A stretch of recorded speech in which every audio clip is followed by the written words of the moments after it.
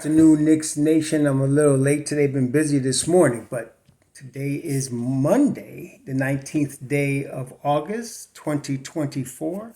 I hope you had a good weekend, and I hope you're safe and healthy today, and that your family had a good weekend, and everybody is safe and healthy, and that the needs of you and your family, in terms of food, shelter, clothing, as well as health, are being met today. Blessings upon those that work in the healthcare field, along with the first responders, who every day are trying to save lives.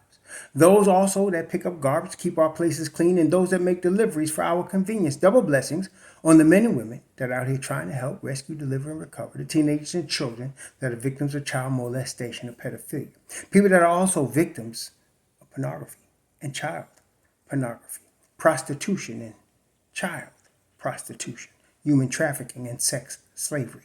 Double curses on the perpetrators, the profiteers, and the perverts that create the demands and the needs or the demands for these heinous industries.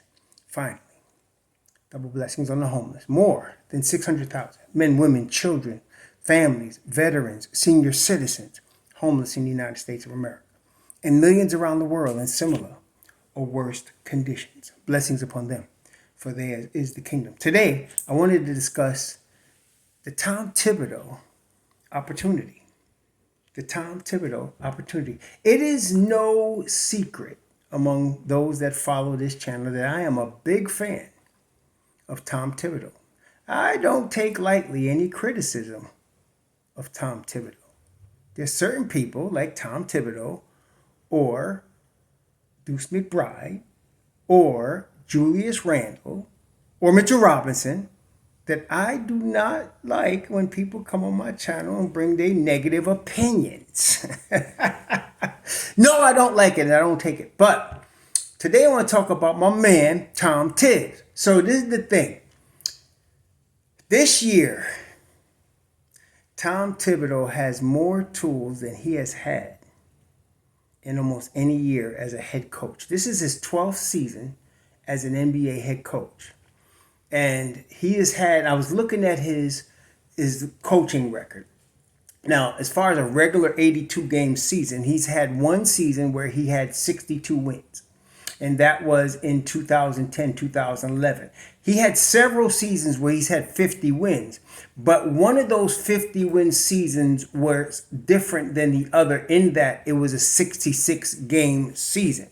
So in a shortened season, it must have been a strike. That was 2011, 2012. He won 50 games out of 66, which percentage-wise would be the equivalent of a 62-game season. So, and then he's had other 50-game and regular 82-game seasons. He has two other 50-game seasons, including last year. He's had multiple seasons of 47 or more wins and 45 or more wins. He's only had really two seasons, 2.5, let's say, because he was fired halfway through his last season in Minnesota. So 2.5 seasons where he has had losing records out of the 12 years that he has coached. So this year, though, I was looking at the similarities in his top two seasons, the 66 game season where he won 50 games and the regular season 82 game season where he won 62 games. And there's a lot of similarities, especially with the tools that he's going to have. You see, this year, he's going to come into the season with a healthy squad. What I've noticed about him, if you look at his career in this work, see, I look at it more than just wins and losses, but he always prepares. I mean, even those players, they had done some survey that people like to jump on that where there were players that didn't like playing for Tom Thibodeau. Okay, I'm sure you could say that about every coach, but even players that express dislike of playing for him, as well as those which are a lot that love him, everybody to a man will tell you he is one of the most prepared coaches in the NBA, if not the most prepared. And he gets his players prepared for every opponent, okay? And he goes into great detail. For example, he not only wants his players to understand who they're playing in terms of the team, but individually, who are you guarding? What are that person's likes and dislikes in terms of shots? What are that person's weaknesses in terms of defense? He wants you to know that about everybody you play, okay? That's prepared.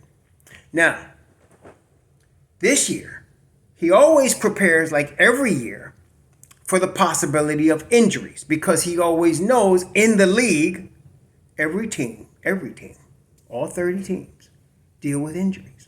Some more, like the Knicks did last year, some less, like Oklahoma City. Oklahoma City hardly had any major injuries last year. Some teams do that, but and that's the outlier. But every team deals with some level of injuries every year, some worse than others. So in the 2000, for example, the 2010-2011 season, very interesting season. That's a season, again, that's a season where he won 62 games. Now, in that season, he had basically, of his starters, this was his starting unit. He had Luol Deng, that was 25. He had Keith Bogans, that was 30. He had Derrick Rose at 22 years old. That was Rose's actually third season at age 22. And then he had Carlos Boozer at 29, and he had a 25-year-old Joakim Noah. That was his starting five. Joakim Noah was injured after 48 games. Carlos Boozer was injured after 59 games. So then he brings in a young 25-year-old Taj Gibson to start for him. And he brings a guy that was like Taj at that time, a 38-year-old Kurt Thomas, who we in Knicks Nation should be very familiar with. So he brings in 38-year-old Kurt Thomas. He brings in 25-year-old Taj Gibson. He brings in 25-year-old Ronnie Brewer, 26-year-old CJ Watson, 29-year-old Kyle Korver, and a 24-year-old Omar Asik, a total of 11 guys. Now he really used, in terms of his rotation, he used 8 guys. But he had to fill in for the guys that were injured. See, so for Boozer, especially Boozer and Noah, he had to fill in for them. So he has his regular starters, Deng, Bogans, and Rose, played at least 81 games. 2 of them played 82. And then Rose played 81 at that year. Now, Rose that particular year was averaging 37 minutes a game. Deng was averaging 39. So he was dependent on them 2 guys. But with injuries to Noah and Boozer and Noah are both, during their career, always been injury prone. Those 2 guys. The one year that Noah played 80 games, he was Defensive Player of the Year. Because we all know he was a great defensive player. So that was the only game he played 80 games, and he was Defensive Player of the Year. Boozer always been an injury-prone guy. He was never a big 82-game guy. But that particular year, at age 29, he played 59 games, and then Noah at age 25 played 48 games. So Thibs had to substitute 2 starters, and so he brings in 38-year-old Kurt Thomas and 25-year-old Taj Gibson. Taj Gibson at 6'9", right? Do we have a guy that's 25, that's 6'9", that we have coming off our bench? So he brings in those 2 guys and starts them. And he wins 62 games. He wins 62 games that year. Now he goes into the playoffs without, those threats that he had, but he still goes to the Eastern Conference Finals and loses to the LeBron, Big 3, Miami Heat, 4-1. But he went to the Eastern Conference Finals that year with injuries to Noah and Boozer, 2 of his starters. Then the next year, 2011-2012, a 66-game season. He loses in the first round. But that particular season, he loses Derrick Rose after 39 games. Okay, he loses Derrick Rose after 30. That's a big loss. So he had his starters were Carlos Boozer, Joakim Noah, Luol Deng, Derrick Rose, and Ronnie Brewer. Okay, so he loses Rose after 39 games. He loses Ronnie Brewer after 43 games. So now he ends up going with, again, Taj Gibson. He ends up going with C.J. Watson, John Lucas III, and a young dude that he had just got, 22 years old, rookie Jimmy Butler.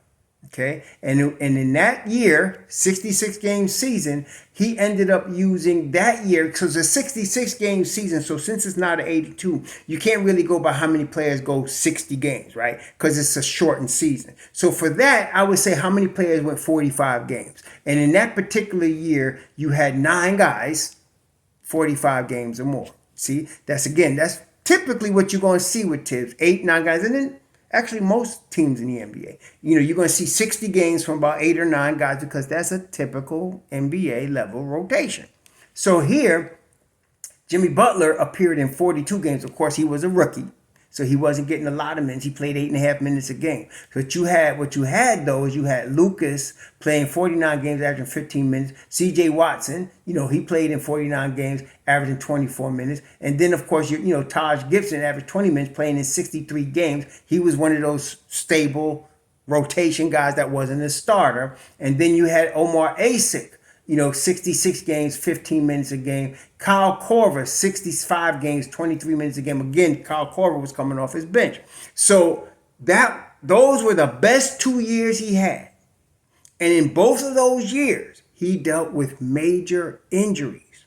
So with that in mind, you're coming into a season now where you have all 9 of your rotation players healthy. Because, even when Juju comes back, and, he's going to come back, Juju looked good. And they said he may not be ready for opening night. He might.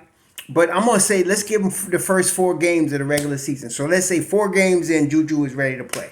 So now you're going to have a healthy Juju. But even if you don't, you still got Josh Hart, who's going to be ready.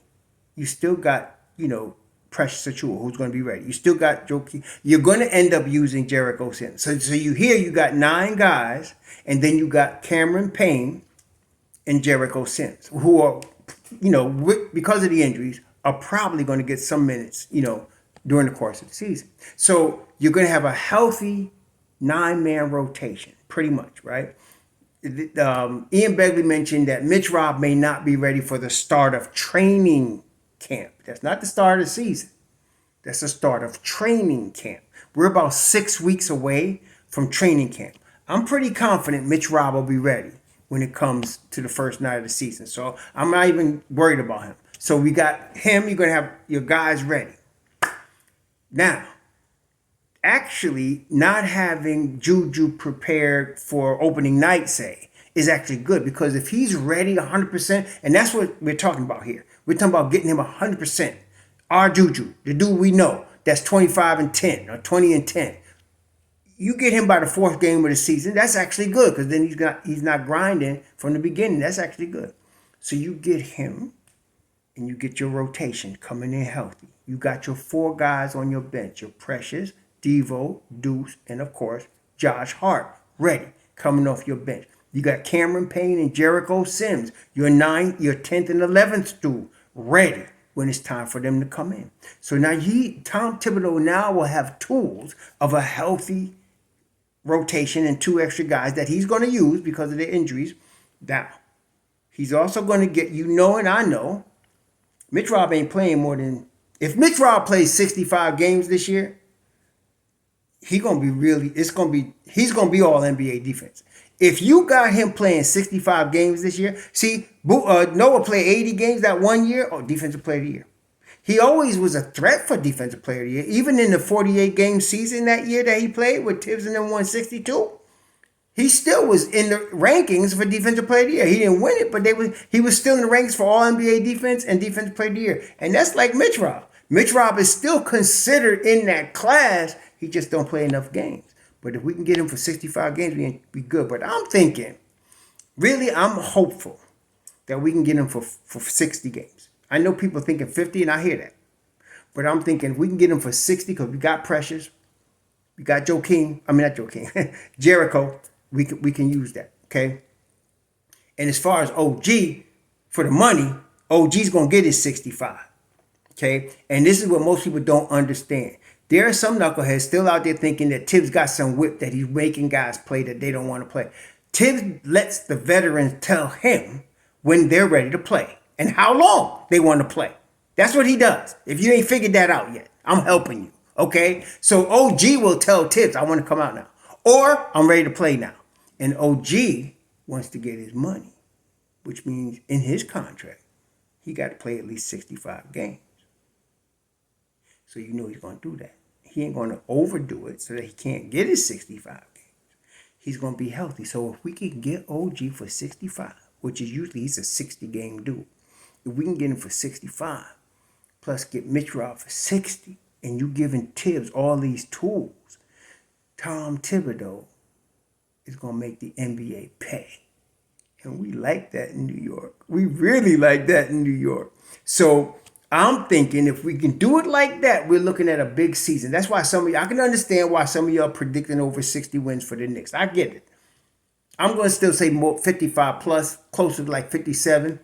But I can understand why y'all coming out with that. Because he's now, for the first time, going to have his type of team. I'm not talking about the Minnesota stuff. I'm talking about his type of team. Healthy and available at the beginning of a season. We're going to see what happens. But I'm liking this. This Thibs opportunity, I think Tom Thibodeau, who has been wanting to coach in New York since he left after he had been under Jeff Van Gundy, he's been wanting to coach in New York ever since.